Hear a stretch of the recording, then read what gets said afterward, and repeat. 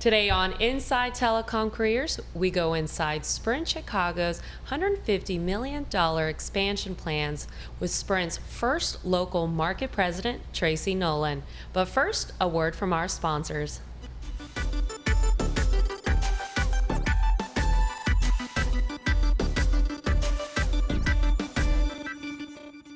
Nexius, accelerating network and business transformation.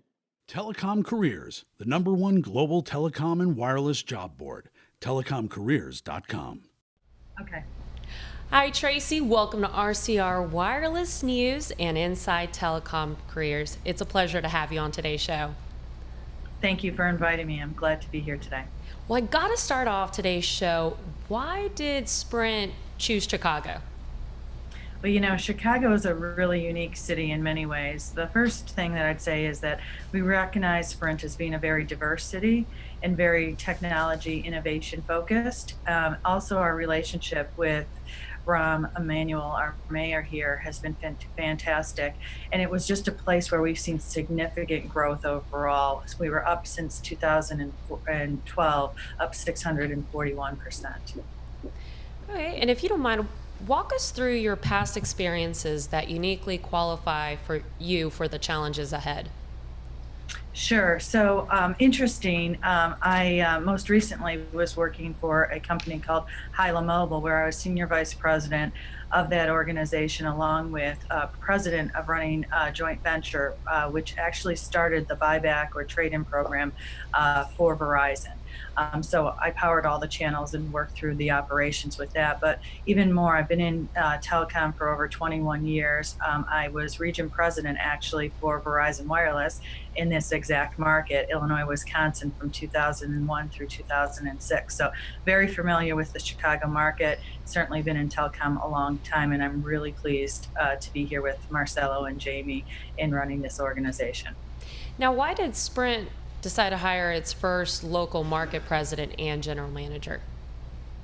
Well, I think really when you look at it is that we really wanted to get local into a market, and being that Chicago is Sprint's largest market and one that we were going to invest significantly in, it's really where we wanted to put a local senior executive presence in a market so that we can get closer to the customers, closer to the technology, and working with the city and the people, and just really putting in our large focus as we also invest heavily here. Well, Tracy, this is Jeff. Good morning. Thanks for joining us today. I want to get into the detail of what you're planning in Chicago, and we've read through a bunch of the press releases and announcements. So there's 3 areas I'd like to talk about. Number one, the technology. Number two, your distribution strategy in Chicago. And then finally, the customer tech center or center that they're building or have built and opened in Chicago. But let's start with deploying a new technology like LTE Advanced. And I've read that users can experience speeds up to 135 megabits per second. Can you maybe describe in your words, what's that experience going to be like? So sure, let's start a little bit with carrier aggregation, which LTE Advanced really is. Really, if you look at it, it's a way of, in my non-technical terms, bonding together bands of spectrum to really create two things. One, higher speeds, which, in the way that consumers use wireless today, speed is really important. And secondly, it's all about having a larger pipe, right, to be able to handle all of the new things that people are doing as we look at things like IoT and other things across the marketplace. So you are right, we'll see speeds that in excess of 100 megabits per second, which is pretty cool. And we're really excited about what we're able to do. Well, again, going back to the experience, we've read that this week Apple announced their new phones that have LTE capability or tri-band capability in them, and Samsung's come out with a couple new phones.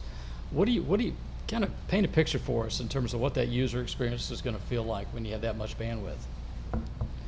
Well, I mean, just think about all those things that you want to access your phone with, and being able to get those quicker, faster, and different than you've been able to in any other time.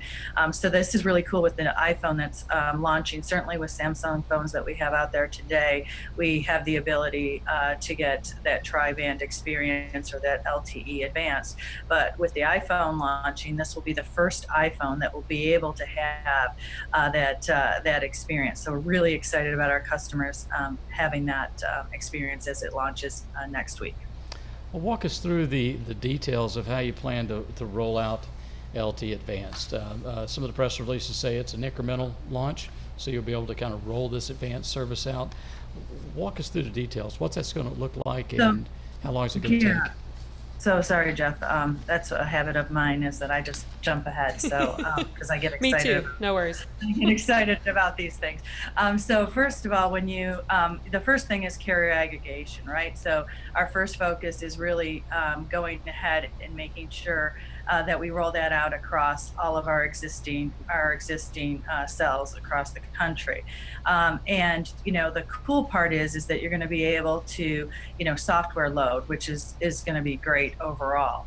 And then we're also looking at other ways of what we're doing. So you got carrier aggregation, but then we're also spending we'll be spending a lot of money in what we call mini macro cells that will be launching across the country in the tens of thousands. And then on top of that, we'll be also launching microcells. So tons of additional technology that will be going into our network. So we're really excited about where we're going.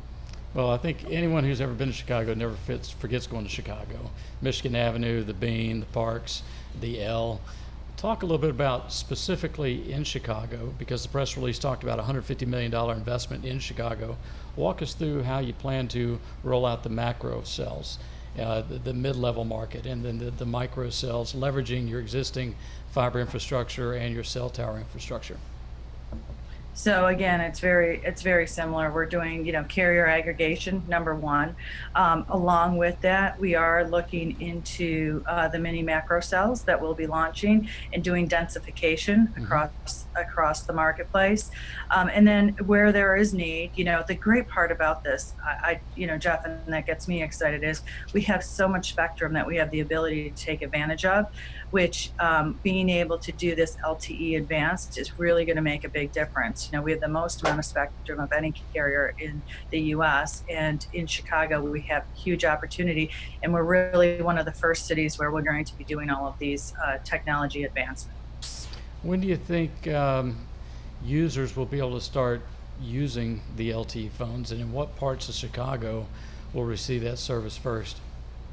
So we actually are in the process of rolling out now, so people actually can experience it. I mean, I got to tell you, I see it on Twitter. I see it all the time with customers who are saying, oh my gosh, we're seeing great speeds in different parts of the cities. So, any of our Samsung phones that are currently out there today, they already are using this today. So it's pretty exciting. And every week I get another text from somebody that says, hey, I was just down in the Brookfield Zoo, or I was over here and I got speeds in excess of 100 megabits per second. So they're starting to see it right now. Well, you talked about carrier aggregation. I think the market around the world has proven carrier aggregation works. Sprint's spectrum position is well documented. You've got unprecedented spectrum in the market. So I think from a technology standpoint and from a capacity and throughput standpoint, clearly you're well positioned to take advantage of those technologies. But let's move on to the distribution side of the equation. You've got a three-pronged distribution strategy that consists of something new called Direct to You. You've got a direct strategy where you're adding, I think, in excess of 100 new stores. And then thirdly, you've got a unique relationship with Sprint that's going to give you an indirect model. But maybe talk about each one of those programs, starting with Direct to You. Sure. What was really interesting and exciting for me was to come in, and I believe you need to be wherever customers are, and you need to service customers the way that they want to be serviced. So what really has happened here is we've looked at different ways of going to market. So for Direct to You, I mean, who doesn't want to? I don't know how, Jeff, I'm assuming you're busy, and most of the folks that are out there today, to not have to go to a store for some of us is the way we prefer to shop. So I'd rather have somebody come to me. So the fact that I could be upgrading a phone phone, I could be wanting new service, and I could have a car roll up to wherever, maybe I'm at Starbucks or at a meeting, and they can come in and set me up and move on. To me is a great avenue of how we're trying to reach out and be different and really be a carrier where we're working for the customer the way the customer wants us to work for them. So direct to you, we've rolled out, honestly, in Chicago, we have seen the best results across the country. So we're really excited that people are starting to really take this as a new way of shopping for wireless, or at least innovating from a wireless perspective from a distribution. Secondly, when you talk about stores, I get really excited because we have a couple different strategies going on. We looked at it and said we need to be in places where the customer we were underserved in many of the communities by not having stores, where our customers lived, making them drive further away. And so we've done two things. We are absolutely expanding with the whole Radio Shack store within the store process, and we're seeing great results out of that. And then we also have actually this week a couple new stores that just opened as part of a joint venture that we have with the Carphone Warehouse. So we're excited to see. Still too early because 3 of those stores in Chicago just opened up this week. So we'll wait and see how that all works out. But being that they're one of the world's best retailers, we're excited to be doing those stores with them too. Yeah, I think the direct to you is going to be a great experience for the customers. I mean, just from experience, I dread going to the cell phone store. You wait in line for hours, and I just think it's a great concept. So, yeah. Well, speaking of the phones, in your introduction, you talked about your unique experience in some of these cell phone rebate programs or trade-in programs, and just getting people to upgrade to new phones. And over the past 6 years, I've had a chance to meet with Marcelo many times in Barcelona when he was chairman CEO of Brightstar. And I was actually in Barcelona a couple years ago when actually Tom Meredith, who was one of Brightstar's board members, was on a panel with Sprint and eRecycling Corp talking about Sprint's ability to save hundreds of millions of dollars by using phone trade-in programs and then reusing those programs, phones and warranty programs. So, but I don't think Marcelo's gotten the full credit for his kind of genius in marketing and logistics of phones. Can you maybe talk a little bit about your experience and his experience with the logistics of phones and how that's going to be a strategic weapon for Sprint?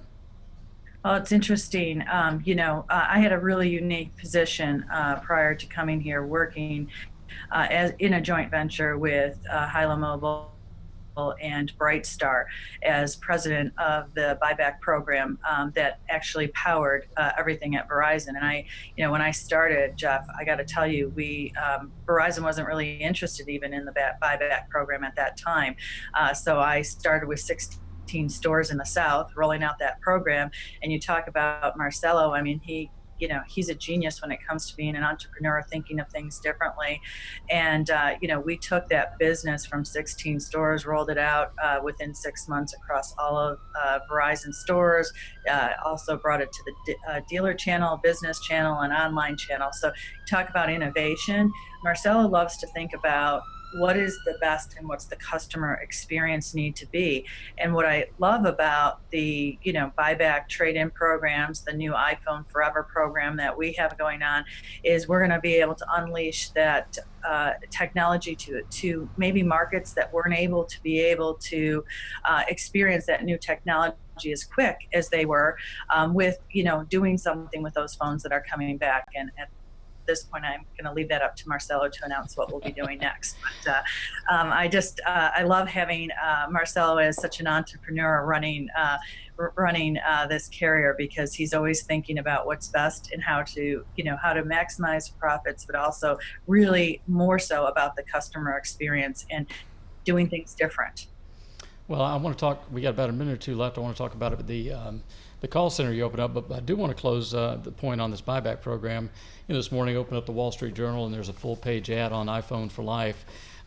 So we do want to circle back with Sprint and talk about how that program is actually going to work and how it fits into your distribution strategy. But let's close on maybe talking about, of the 1,000 people you're hiring, 200 people are going to be in this call center. Tell us about the call center. Yeah, it's actually a tech center. It's not a call center. So it's really a technology group. As you know, we're moving very quickly with all of our technology, and we really needed to house an area in the country where we were going to put network engineers.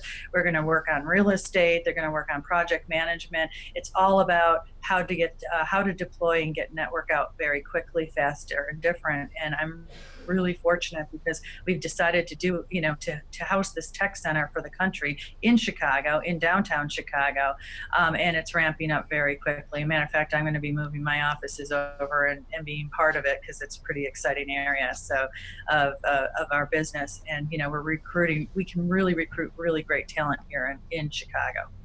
So that's why we. Sorry. No problem. Before we let you go, Tracy, I just want to know, what's the one thing you're looking forward to with the future of this expansion plan? Oh, I am just so excited, honestly, to be part of the transformation of what we're doing here at Sprint, and to be, selected to be part of that. Working with Marcelo and the whole senior leadership team, it's pretty exciting. And, we are already seeing our customers responding extremely well in this market with it. And I'm just looking forward to continuing to bring great service and products to the consumers. I mean, that's what I love to do. So, we're going to have the best product, and we're long on our way with our network, and then having solid distribution in different ways, and just having fun doing this. This is it's a joy every day. Well, thank you so much, Tracy, for joining us today. We're going to take a short little break, and when we return, we're going to do a debrief with a telecom executive with hands-on experience on launching new markets and hiring hundreds of people in a short amount of time. For more than 30 years, RCR Wireless News has been your trusted source for telecom and ICT news. Now, with the launch of RCR TV, we're taking the news off the page and into the future. For RCR TV, I'm Sean Kinney, and welcome to HetNet Happenings. Delivering it straight to you with our entertaining and informative online TV programming. From HetNet to IoT to NFB, our knowledgeable hosts discuss the essential topics that you must know to stay on top of what's buzzing in the industry. This week's Inside Telecom Careers.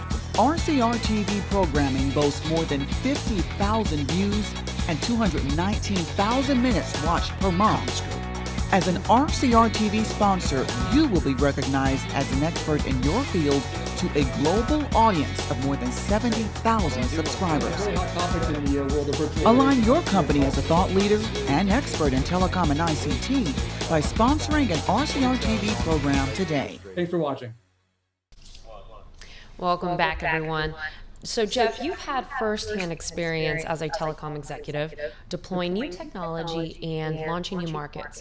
What are your thoughts about Sprint Chicago's investment and plans for the future? Well, I want to go through and kind of rank certain parts of the launch plan, but yeah, I am a recovering CLEC executive. Back in 1997, I started a competitive phone company in Louisiana, ramped up 125 people in 12 months, and launched service in 7 markets. We were deploying 5G phone switches, fiber networks, co-locating DSLAMs in central offices, then raised another $60 million to expand that company. And then in 1999, I moved here to Austin to start a CLEC, a DSL company, CLEC. We raised $225 million.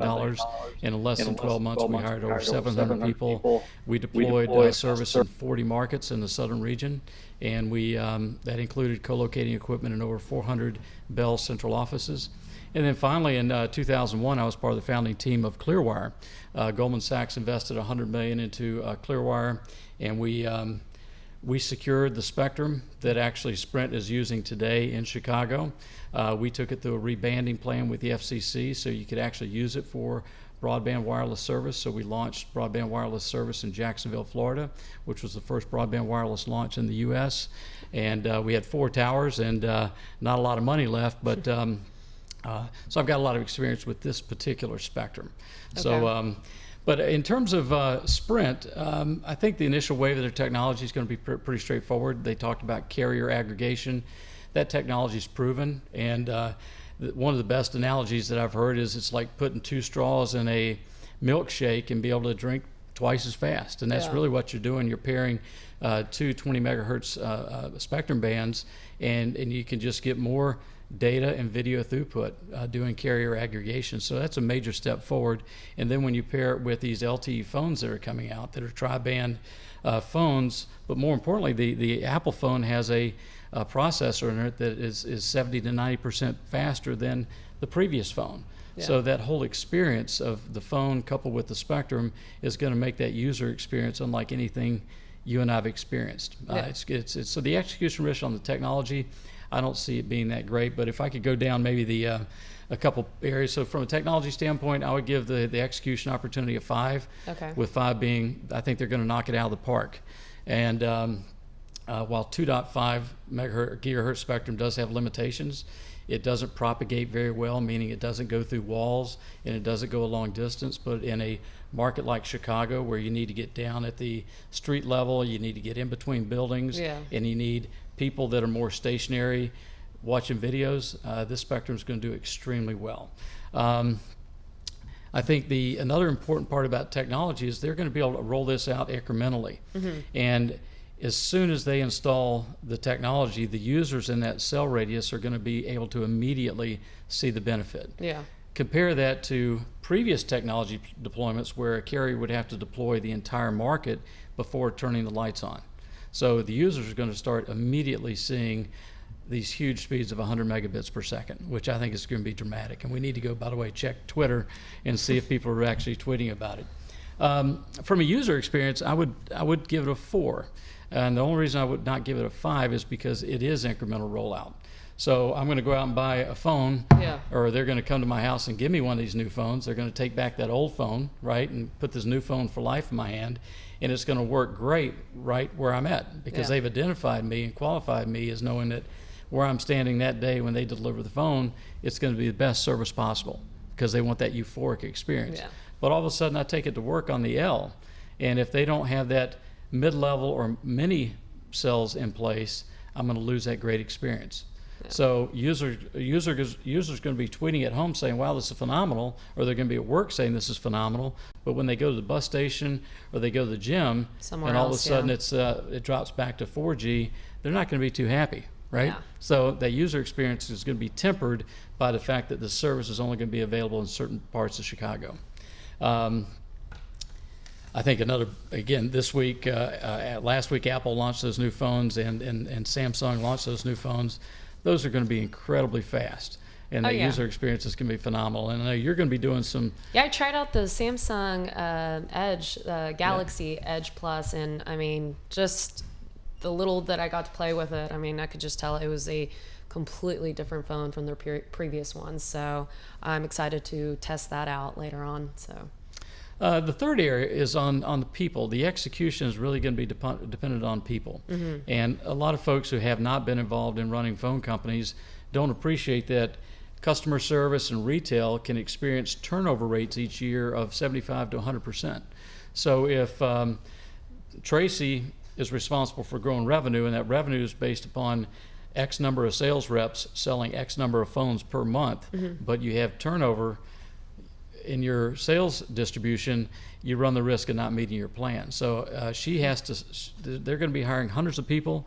You and I went to their website yesterday. They've got retail positions, I think 60 or 7 retail positions Got open. quite a few. I think it's going to be, and actually we've got the slide up that we can pop up that shows their website. I think they've got 67 positions open in Chicago. The majority of those are retail-oriented positions. A lot of them are part-time. So you're trying to attract part-time people to be part of a launch. Yeah. So I think there are going to be some challenges there, just from my own personal experience. It's hard to find the right people. Yeah. And the first wave of people you hire, you're going to train them. You're going to expect one thing. They're going to deliver another. You're going to have to either ask them to leave and get some new people in. And then And again, redo the process. Yeah, I can see it's- where that could be a problem. It's hard. So it is just, it's hard. People are hard. Work's great if it weren't for people, right? Yeah, that's true. So I'd say from other types of people, they talked about RF engineers and network engineers. I think those are going to be pretty easy positions for them to fill. Chicago's always been a great RF market going back to when Motorola, and Motorola's still there, but you've got a very deep, rich RF community there. You've got great service companies there. So from a RF engineer, network engineer, I think that's going to be pretty straightforward.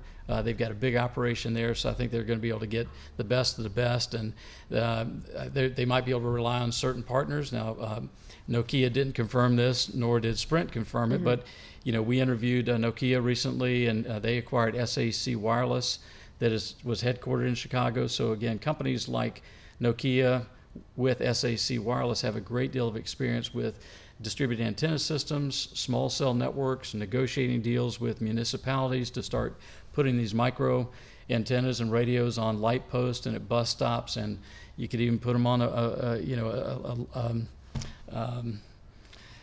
if we had phone booths still, we could probably still put them on phone booths. But you're going to see. I haven't seen one of those not lately yet. in a while. So. Well, here in Austin, we during South by Southwest last year, Yeah. they put Wi-Fi That's true. channels on people, which caused a lot of uproar. But these gigabit radios that are coming out today, I think Chicago is going to be a great market for them. The RF is not going to be a big deal. So from an overall execution standpoint, I would give Sprint a 4.5. I think they're going to knock it out of the park. RootMetrics had ranked Sprint number 3 in Chicago behind AT&T and Verizon. RootMetrics ranked Chicago as the number 2 market nationwide for speeds.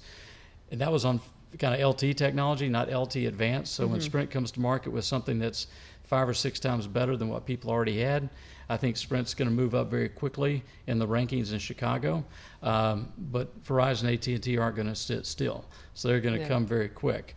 So I think things like the Direct-to-You program, buyback programs, Phone for Life programs, those will be the elements that will keep customers with Sprint for a long time.